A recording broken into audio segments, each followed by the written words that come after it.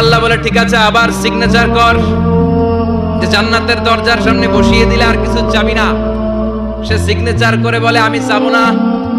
আল্লাহ বললেন জিব্রাইল বেচারারে ধরে জান্নাতের গেটের সামনে বসায় দে। এবার জান্নাতের গেটের সামনে বসে বসে জান্নাতের সৌন্দর্য দেখা শুরু করবে। সুবহানাল্লাহ।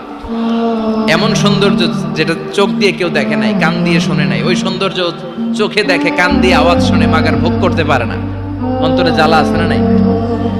এয়ার কন্ডিশনের রুমে ঢুকতে না পারলেও, এয়ার কন্ডিশনের রুমের দরজার বাইরে দাঁড়ালেও এয়ার কন্ডিশনের রুমের একটা ঠান্ডা বাতাস গায়ে লাগে না?